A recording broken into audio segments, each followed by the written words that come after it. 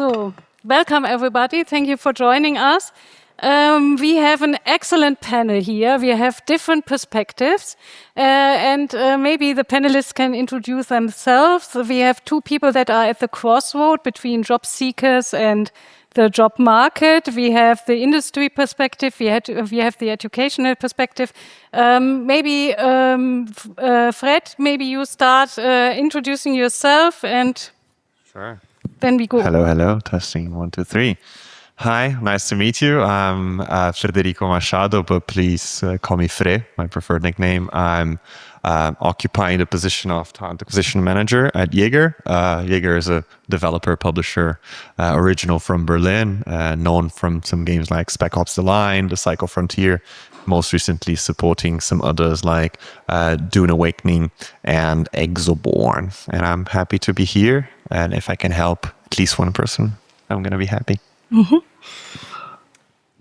Hi guys, my name is Monika and I lead 8-Bit, which is a recruitment agency, and we focus on game dev only, and we're working with studios globally like AA, AAA, mobile console, pretty much everything, like all over the world. So, and we've been on the market for over 10 years, supporting like studios also in Berlin, but not only.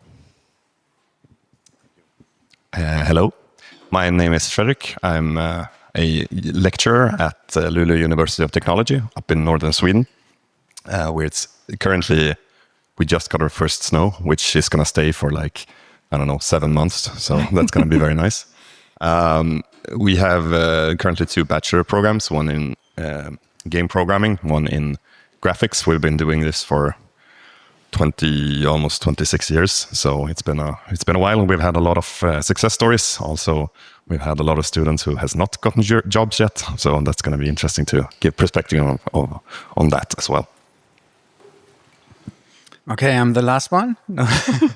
My name is Achim. I've been working in the industry now since almost 25 years. So next year, there's something to celebrate. I founded an agency. We are doing mainly communication with a focus on corporate communication, live communication. So I'm not the product guy, I'm more the industry guy. In addition to this, I started gamescareer.com, which is a job portal for gaming jobs, mainly here in Germany. It's 14 years old now. If you take a look on the site, you will see it. And I'm the founder of this Game City Hamburg initiative. I started it in 2003. And so I passed the way for the first prototype funding in Germany, for instance. So I have a strong focus on the industry and how to support the industry and on the job market. So my name is Ruth Lemmen. I'm co-founder of Womenize. I'm involved in the indie games residency, the Rabbit. What is qualifying me to do this panel? I'm also doing lecturing for the Games Academy, and I help students to apply for jobs in the industry. I'm working as a systemic coach and doing a lot of job coaching. So I know the side of the job seekers as well quite good. So let us straight go into the discussion. I would actually like to discuss in the first place or to dive deeper into the actual situation on the job market. So maybe we start with you, Achim, to maybe you can shed a light on the German situation. How has the German games job market developed over the past years? What is your impression? And also, what do you think, how many industry jobs are available at the moment? Oh, wow. So I've tons of data in my head. So let's make it simple. I don't need to talk about the situation of the games industry itself and the reason why we are struggling or many studios are struggling. I think this is something we already discussed on the panel or in the discussion before and on many other panels. So let's take a deeper look on the job market. We are doing we are observing the job market now since years with Games Career, and I think we have a pretty good view, and we are in close discussions with the studios and with the HR departments in the different studios and publishers. So we think currently we have in Germany right now more or less 9,000 people maximum working in the games industry. So official reports are a bit different. I don't know why, but this is our view. And from these 9,000 people, 6,500 people roughly are working in the 50 biggest studios. So the 50 biggest studios have more than 30 employees. That means we have in Germany 50 studios and publishers with more than 30 people in the teams. It's a bit noisy, yeah. So 9,000 people, which is a minus of around about 25% during the last 3 years. So we've lost 25% of the jobs in the industry. Okay. So, and the industry today is smaller than the industry 10 years ago. So in 2016, we had more people working in the industry than today. So unfortunately, not really good news. So the situation on the job market is pretty much the same. So it's also terrible at the moment. So we are counting the open jobs. So and we are observing and we are serving on every website of the studios every month. So at the first of every month, we are checking out how many jobs are available. What we see is many of these jobs are open, but they remain open. So that means the studios have the job on their website, but obviously they are not really hiring somebody. So these 50 major studios and publishers in Germany, they have currently around 250 open jobs. So 2 years ago in October, 250 from 6,500 people working in these companies, So 2 years before, in October 23, it were around 500 open jobs. So it's a half. Before the pandemic, it was more or less always more than 1,000 jobs. Wow. Open every month. Okay. So that means this cut is even higher. So, and don't think the industry is growing with this 250 people. So we still see layoffs. And we still see people leaving the industry and working in other industries. So that means the industry in Germany, I'm only talking about the German market, is still shrinking. Okay, thank you very much for bringing us all the numbers. And now I would like really to ask Monika, do you have a more global approach? What is your impression about the global market, or and maybe also in relation to the Polish market? Yeah. I mean, to be honest, I think the situation in Poland is not much different than the one in Germany, or in general, across the entire Europe. It's really tough. And I think in Poland itself is 9% of unemployment among game dev professionals, which is 3 times higher than national unemployment rate, which is at 3% level. So it's a tough market. So I think we all wanted to bring some positivity here. And the layoffs are still happening. But actually what's happening in relation to US, which I think is positive for Europe itself, is that the studios US are actually leaving their core teams, especially in the West Coast, 20, 30 people, and not sourcing work to Europe.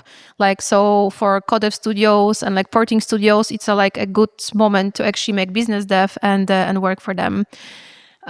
So I think maybe this is a positive note I want to leave here. Yes. Other than that, it's still not an easy game, I think, for all of us, especially service providers as well as studios itself. Yes, I don't want to let you from the hook now, because I really would like to get more information on how you are working exactly. So you have this recruitment agency. You are globally. Yeah, exactly. It's we're globally. So basically, how we work is like HR departments and game dev studios that are struggling with some certain positions or simply don't have a capacity to work for them for different reasons. It's just like come to us and say, hey, we need A, B, C, D, like those kind of roles, and we fill it for them. And these are usually senior, lead, like director level roles, as like obviously more junior roles are right now much easier to fill, and they don't need to pay us to actually fill those roles. I think Frey has a lot to say about it regarding the influx of candidates. But yeah, this is how we work, like a very long story short. And did this change over the years that now all the studios are only seeking senior positions to be filled? Is this changing? I don't like it didn't change that much. It's just that usually, like, when studios goes to agency, if they already pay extra on the top of having the recruitment team, sometimes they don't, but usually they do. They really want like us to fill the positions that are hard to fill for different reasons. As like we know, we have a big capacity in terms of like network and like the way we work, because we work like very aggressively in terms of like reaching out to people and like just making sure the roles are filled. So it's not like I think like it changed that much. It's just like I would say people are more reluctant right now to change jobs if they have something stable, because people we actually place for studios are the ones with headhunt and poach from other companies. Yes. And at this very moment, those are actually big AAA studios that ironically big studios that had very public layoffs, and like working for a big studio is no longer like a symbol of stability. Yeah. Sorry. No, Yager is very safe, so you should guys go and work there. But generally, like people are also more picky and more reluctant to change jobs in case they have something stable. As like again, big studio doesn't offer you like a stable role, and it's often like actually startups with solid funding that can also grant you something stable. So honestly, like a big funding and basically a job which is granted you for like 1 or 2 years became like a very sexy currency for anyone who's seeking a job. Yes, I understand. Thank you very much, Monika. Let's move over to Fred.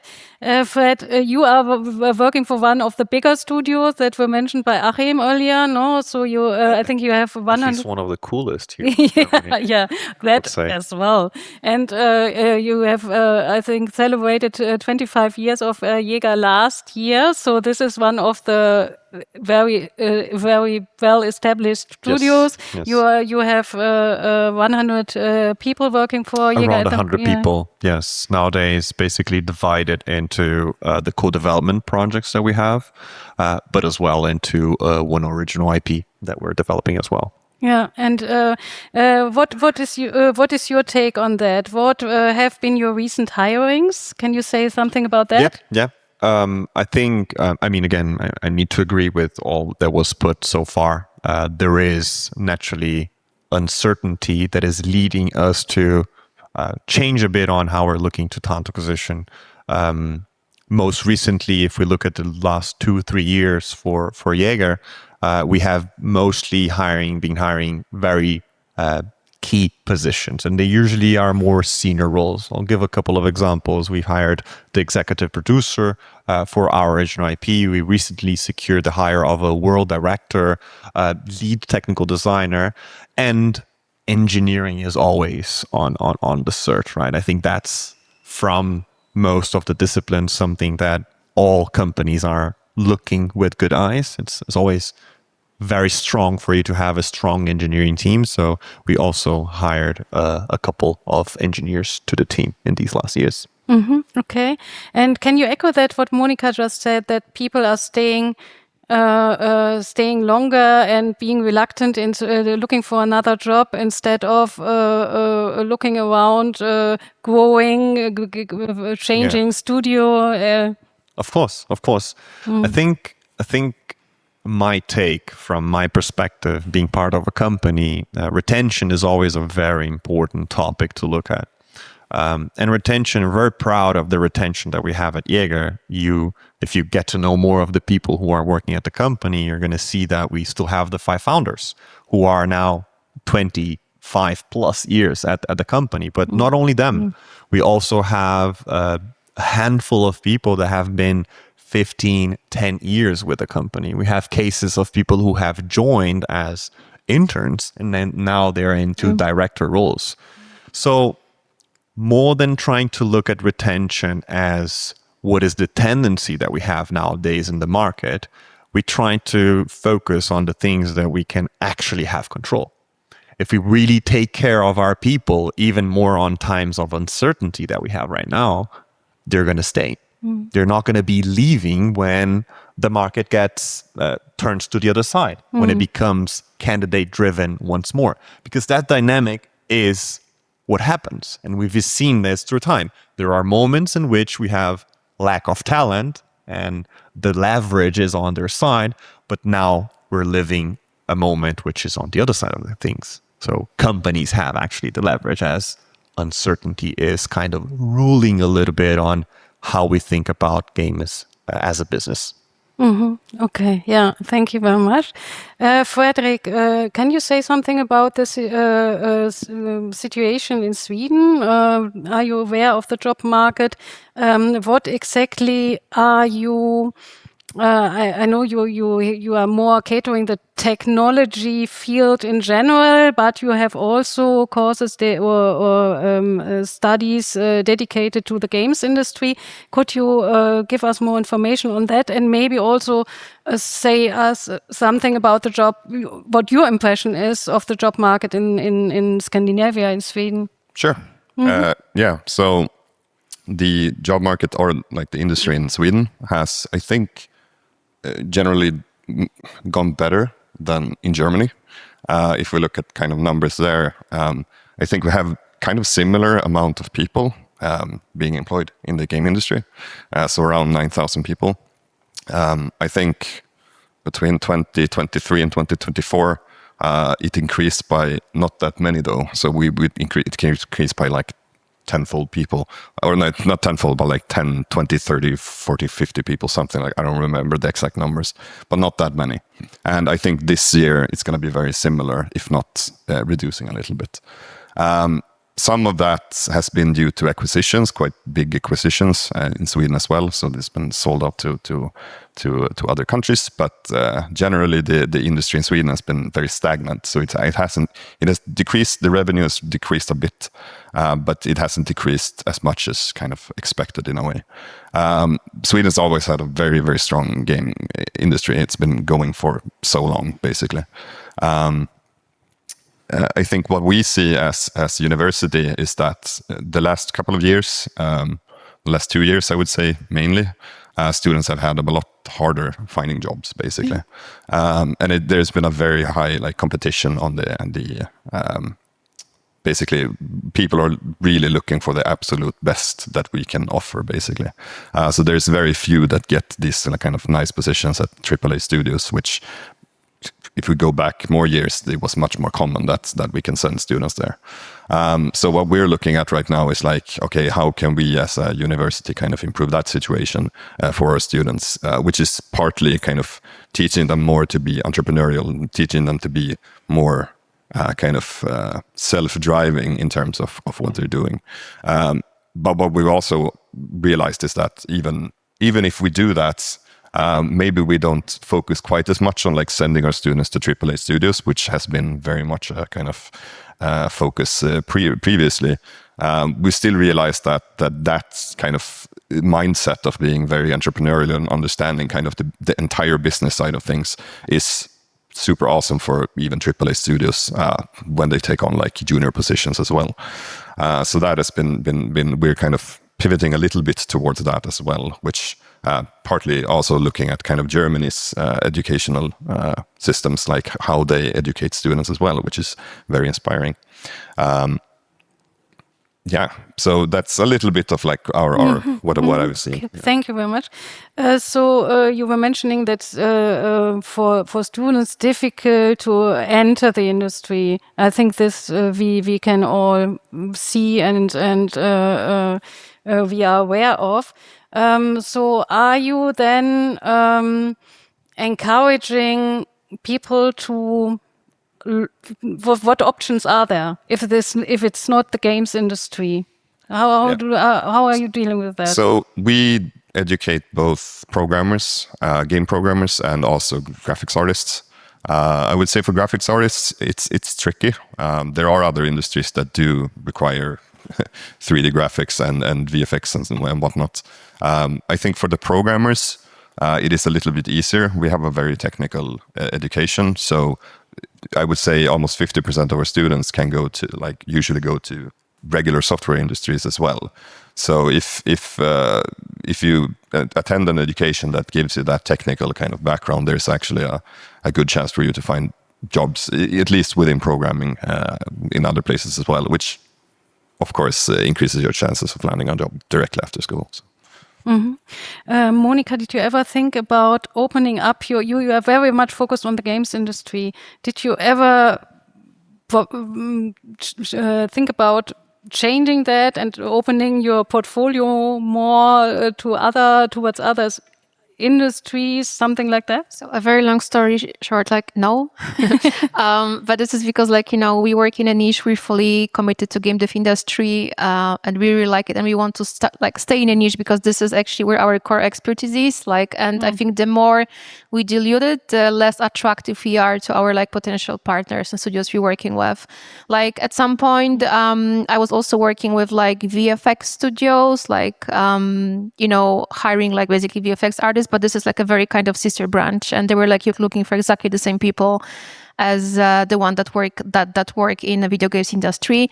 But other than that, I think it would be a very wrong direction for us. So no, we're very focused on game dev, and I think this is how this is what makes us strong in the industry. Yeah, I see. Thank you very much. Fred, do you have any idea? So we had this panel before, or this talk before by Joy, also on the alignment of industry needs and universities and private game schools, whether they are catering really the industry needs.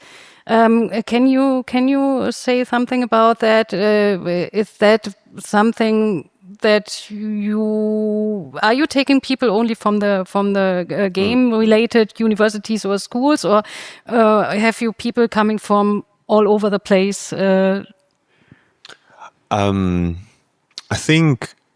mean, as we haven't been hiring much positions that are in the entry level, naturally having a graduation, a bachelor's degree, or even a master's into the game design specific or game programming specific it's not a requirement that we put that we try to look on to these people. It's much more about relevant experience that comes not necessarily from, again, formal training, right? I think more and more we see on the other side here of the building, we have entrepreneurship course, I think, program, which is, I think, in a way, helping these people to learn skills that are very valuable for these companies, right? So I think the times where prestigious universities or even having a degree was a requirement, that's in the past.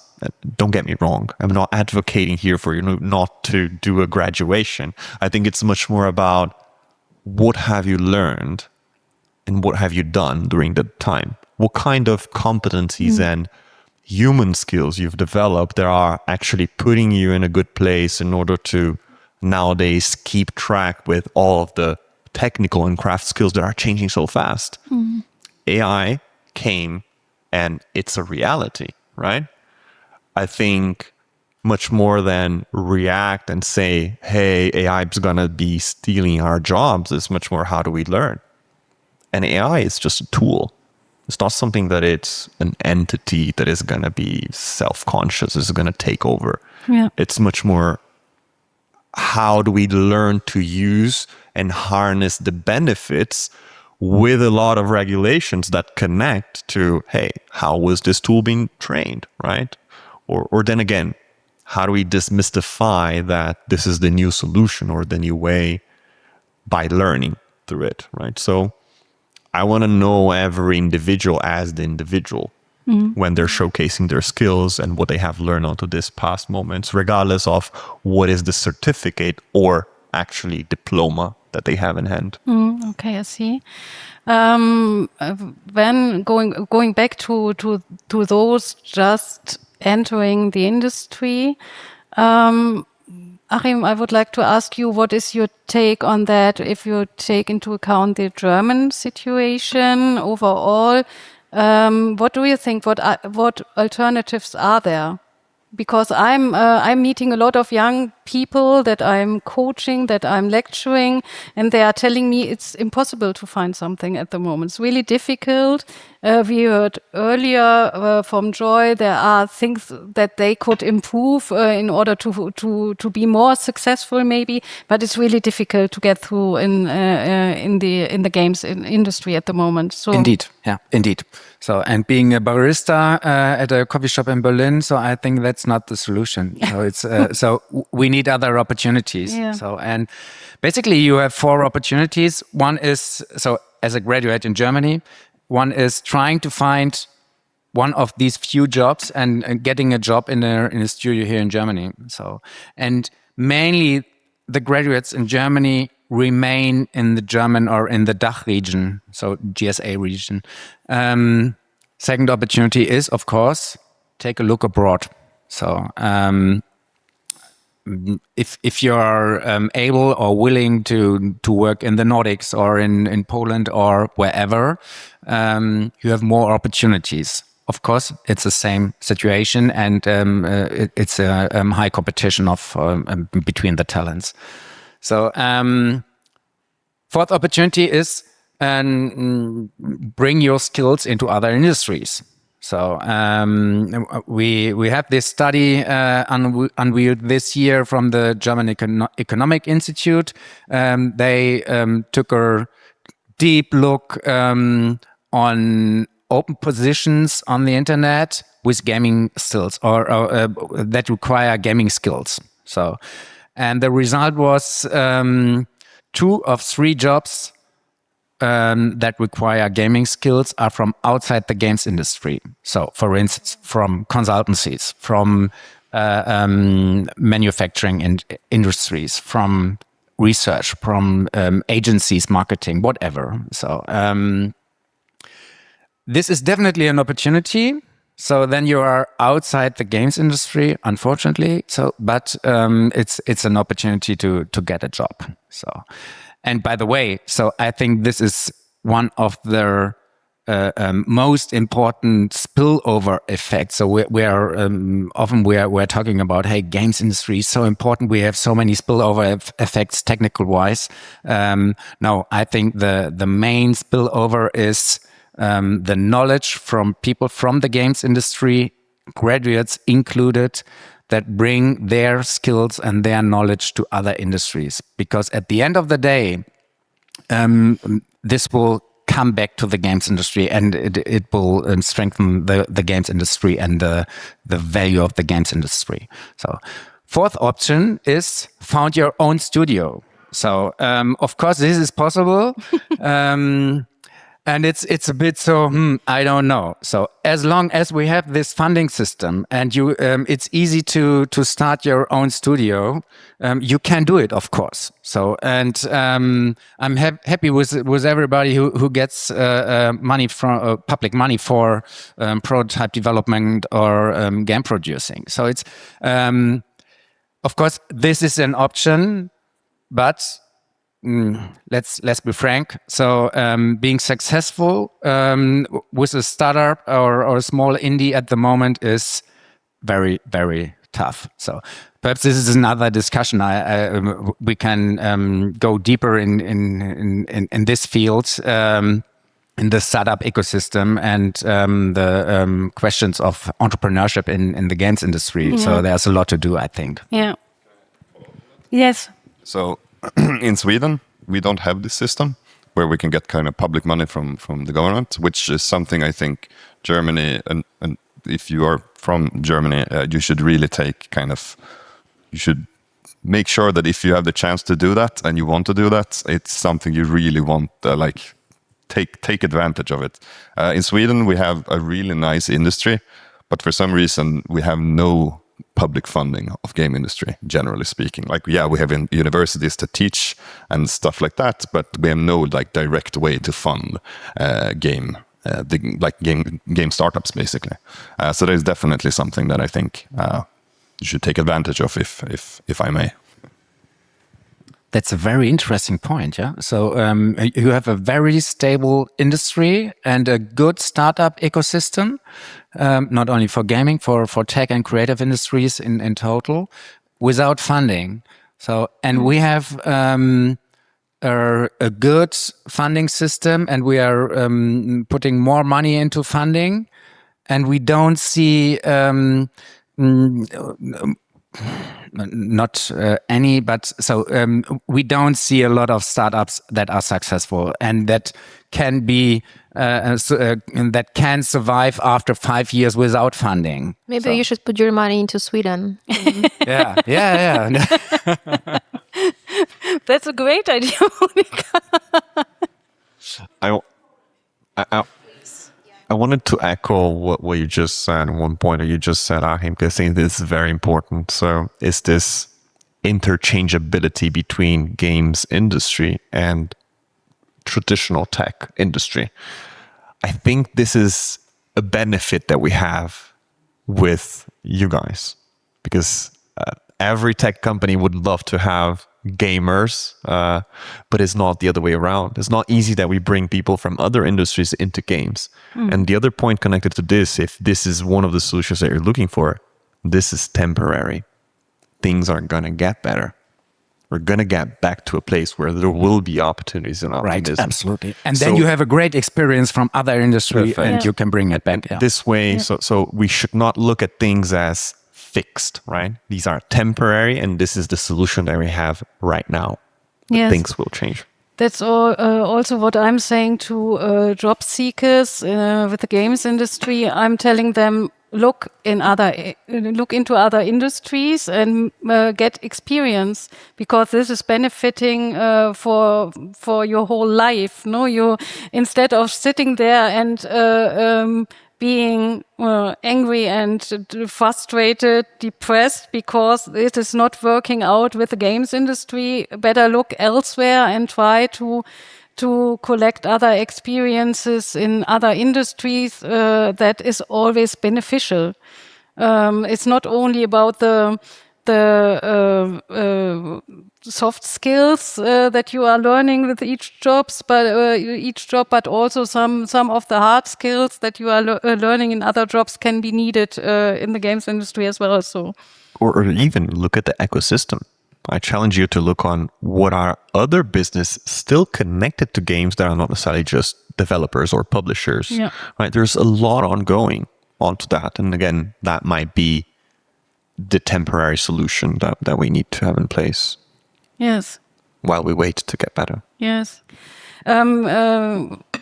I have the feeling that there is also a certain responsibility from the side of the industry. I think to be aware of the fact that this is an ecosystem that needs to be nurtured for the future. So to have also newcomers get into the industry is something that is really important.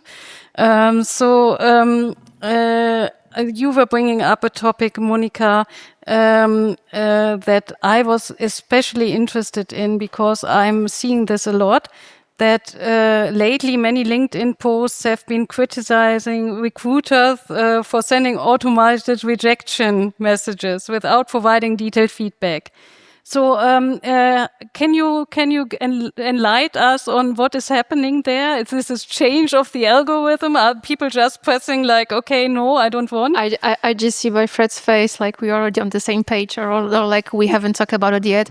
Okay, so just to give you an idea, the influx, like nowadays, influx of candidates is just enormous. Like the scale is like, in a way that if we post a job, in a few days we can get few hundred or few thousands of people applying. And with 99% not even being remotely qualified for the job. Because lots of softwares, especially LinkedIn, make it just easy to apply within one click. We just makes anyone apply because they can apply. And it's a really misconception that people are being rejected by AI. as lots of applicant tracking system like we all use are pretty much old school. So it's always really people checking all applicants manually. There are some like automatic system that, like reject you basing on your, like your location, or like, for example, like lack of authorization to work in the EU, but it's not AI. It's basically like Excel pretty much. Given that, we'd love to give personalized feedback to every single people applying, but those who apply just for the sake of applying make it impossible for us to actually spend some time to reject people that were close but they didn't cut it. I know there's like lots of rant on LinkedIn and everywhere else, and people have a right to feel frustrated, but honestly, it's just not physically doable to answer every single person, and like sometimes even to send automation message back. I'm not sure, Fred, if you agree, because I think like even AAA studios get more applicants than we do. Although like once we honestly post a remote job, sometimes we have to close it after 2 or 3 days. Otherwise, we're just not able to manage like incoming thousands. Wow. That is.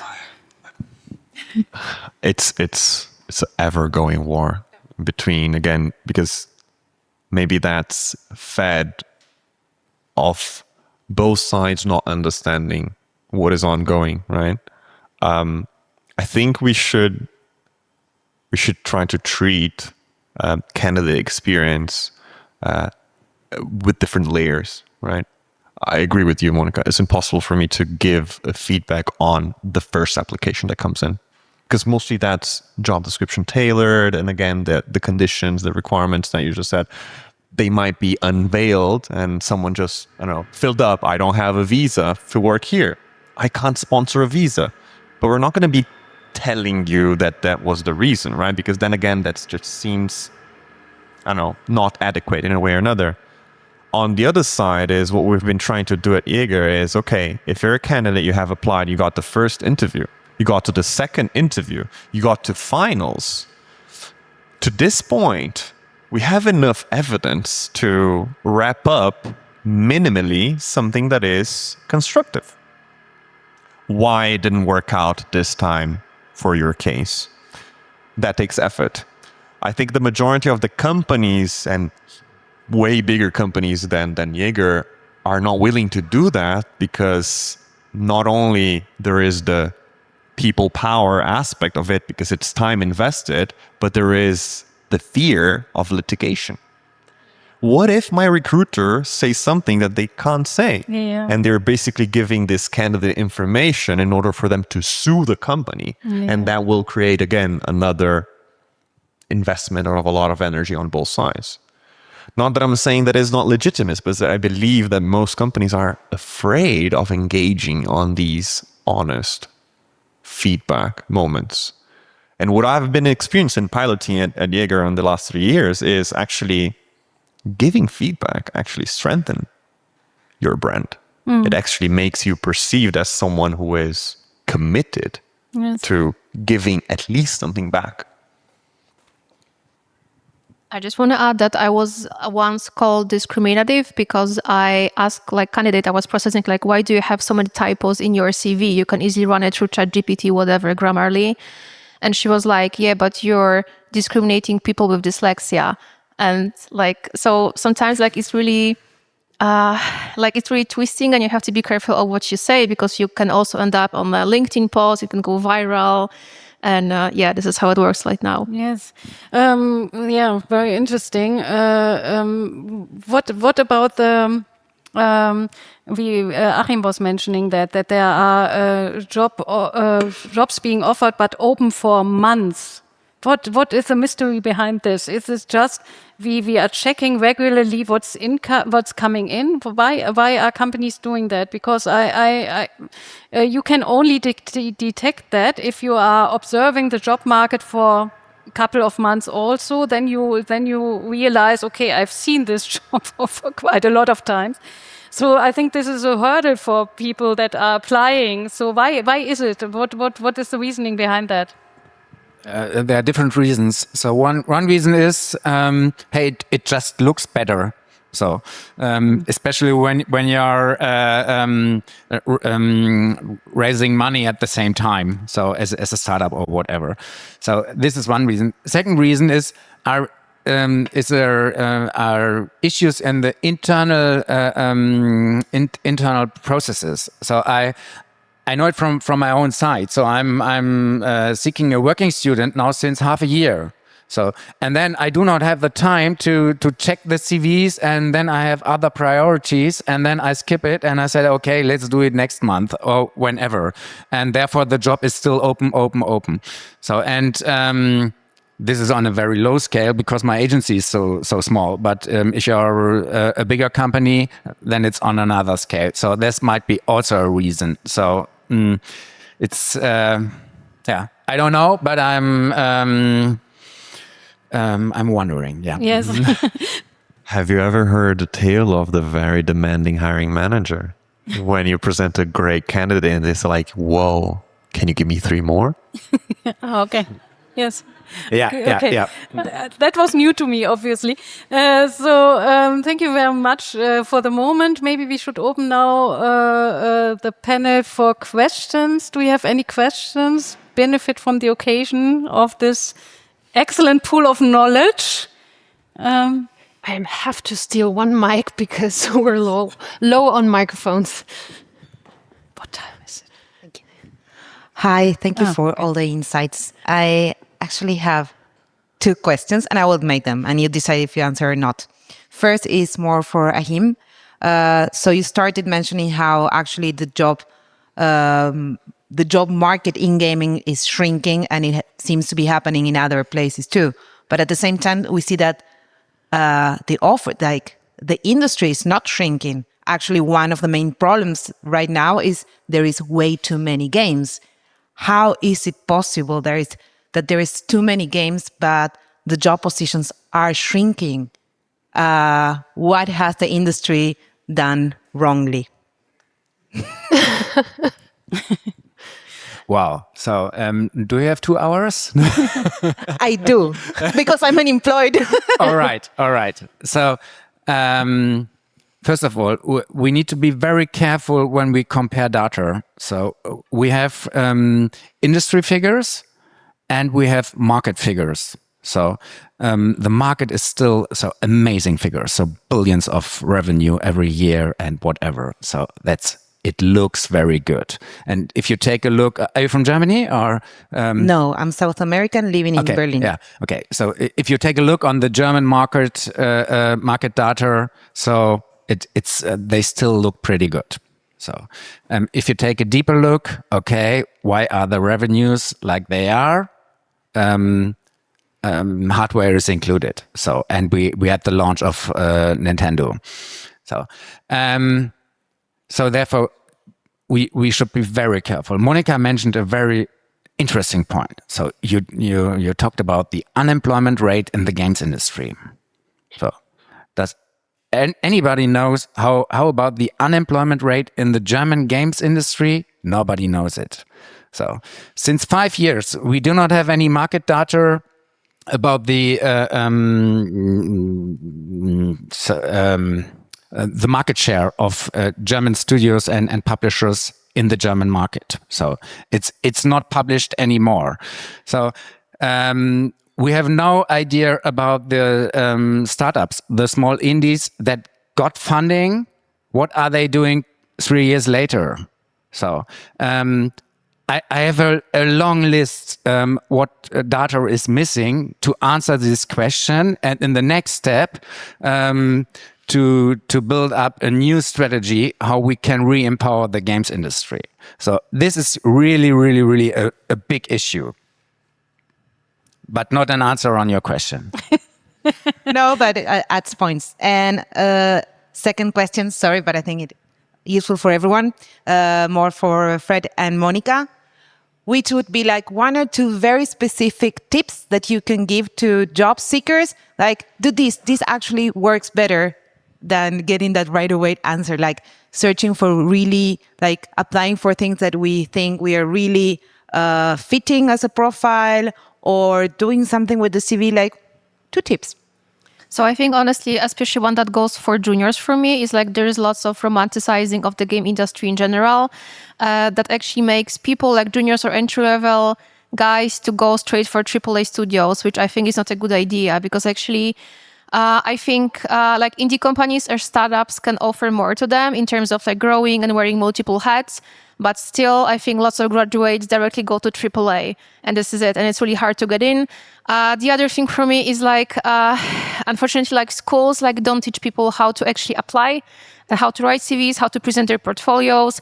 They tend to spam studios for anything that's on the market, even for irrelevant jobs. So just please tailor make your search and really apply thoroughly instead of like spamming 100 studios. Choose 10 and the right positions, and please don't ping CEOs, about your job application status, because people still do it. So just really make it smart. Don't make it like volume, but just make it quality. I think that would be for me. That's very good advice.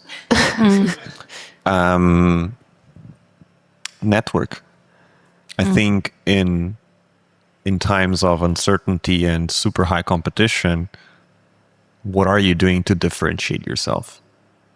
How are you generally connecting to either that person or that company and trying to really understand what is the problem that they're trying to solve? And then how do you then present that set of specific skills that you have to help the company solve that? I have tons of people who come to me saying, hey, I want to do this because I love it. That doesn't sell well. Honestly, it's very genuine. It's amazing. And I want people to be passionate, but we need to have that as a secondary motivation factor. The other one is, how do we find this genuine problem-solving partnership between the companies? Thank you all so much. Thanks for the question. Anyone else? Yeah, thanks for the talk. I think I can just direct this one at the whole panel. Earlier, you were mentioning that there is this dip right now in the games industry, but you all seemed very confident that it was quite a temporary thing. What instills this confidence as someone looking in on the outside, and what is like the year term? Like, how long can you guys foresee when this gets better? If it gets better, and it just seemed to me, can we wait? it seemed to me that like everyone knew that this was just a temporary lull based on perhaps some data and stuff, and I just wanted to see, where does this confidence kind of come from? Who was confident here? I think it was okay. Okay, maybe it was just Frederico. I'll take this one. I'm an optimistic, and as I said, in front of adversity, I will focus on the things that I can control, and that's it. It's basically, I don't know, all the analogies that we hear out there is don't hate the players, hate the game. So the players is the people that we have to interact with, right? So how do we form these alliances, these communities? How do we support each other? How do we find these temporary solutions in order to keep on feeding what we need? We need to pay bills. We have responsibilities. We have a life, but yeah, we also have our dreams, right? And we should not be giving up of them because of a bad moment of the market. And I'm optimistic because the market goes up and goes down. That's the dynamic. I think the different thing is, how do we want to behave in front of these different waves? And again, what do we have control on? I don't have any specific statistics, but I mean, games still make a lot of money, or like the revenue is still, it's still very high. So that's one of the things that I think kind of points still towards it's being generally relatively temporary. How long it's gonna take, that's very hard to say, of course. One thing that I find very interesting, we have a game developers index that is released every year in Sweden. One thing that they pointed to as well, which is I think people don't realize, is that the game industry is still very young.